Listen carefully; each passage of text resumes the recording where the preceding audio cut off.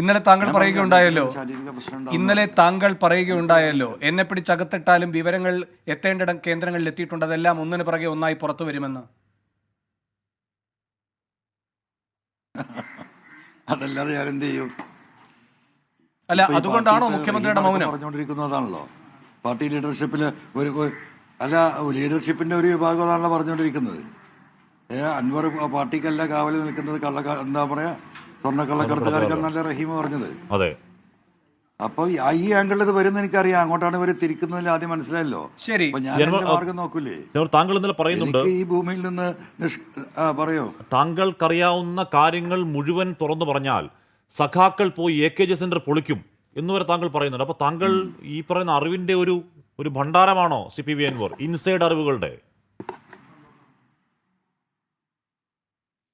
അത് പോട്ടെ അശ്മി, അങ്ങനെ ഘട്ടം വരുമ്പോൾ നമുക്ക് ആലോചിക്കാം. ഞാൻ ഈ പാർട്ടിയെ ഒരു പ്രതിസന്ധിയിലാക്കാനോ ഇതിന്റെ എന്താ പറയാ അടിത്തറ തകരണം എന്നൊന്നും ഞാൻ ഒരിക്കലും ആഗ്രഹിക്കില്ല.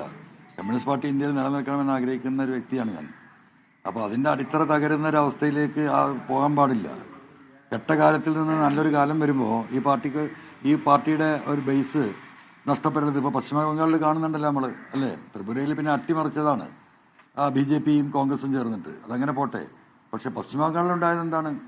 അന്നത്തെ സമ്പന്നരായ ടാറ്റയ്ക്ക് വേണ്ടിയിട്ട് പാവപ്പെട്ട കർഷകരെ 10,000 ഹെക്ടർ ഭൂമിയിൽ നിന്ന് അവരെ അവിടുന്ന് ബലം പ്രയോഗിച്ച് ഒരു കോർപ്പറേറ്റ് ലോബിക്ക് വേണ്ടിയിട്ടുള്ള നടത്തിയ ഒരു ശ്രമം ആ പാർട്ടിയെ എവിടെ കൊണ്ടെത്തിച്ചു? ഇന്നും അവിടുത്തെ പാവപ്പെട്ട സഖാക്കൾ, ഈ കഴിഞ്ഞ പാർലമെന്റ് തെരഞ്ഞെടുപ്പിൽ ചെറിയൊരു പ്രതീക്ഷ നമുക്കുണ്ടായിരുന്നു. അവരെ കൊണ്ടാകുന്ന വിധം അവർ പരിശ്രമിച്ചുകൊണ്ടിരിക്കുകയാണ്. പക്ഷെ എത്തുന്നില്ലല്ലോ.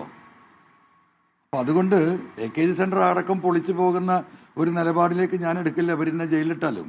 പക്ഷെ ഒരു നിവൃത്തിയില്ലാത്ത ഘട്ടം വരികയാണെങ്കിൽ അപ്പോൾ അത് ആലോചിക്കണം. അപ്പം ഞാനില്ലെങ്കിലോ? അതുകൊണ്ടാണ് എനിക്ക് കിട്ടിയ തെളിവുകൾ എൻ്റെ കുടുംബത്തിൻ്റെയും എൻ്റെ ബന്ധുക്കളെയും ഒക്കെ കൈകളിൽ ഞാൻ എത്തിച്ചിട്ടുള്ളത്. ആ റെക്കോർഡുകൾ, അതുമായി ബന്ധപ്പെട്ട മറ്റു വിഷയങ്ങൾ, ചില ആളുകൾ സംസാരിച്ചത്. ശ്രീ അൻവർ, മുഖ്യമന്ത്രിയെ ദുർബലനാക്കുന്നത് ഈ വീണയുമായി ബന്ധപ്പെട്ട അന്വേഷണമാണോ?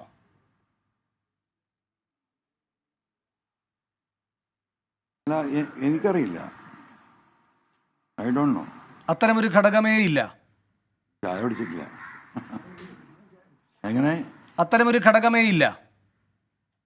അതൊന്നും എനിക്കറിയില്ലടോ. അതൊന്നും എനിക്കറിയില്ലോ. ഞാൻ ഈ നാട്ടുകാരനെ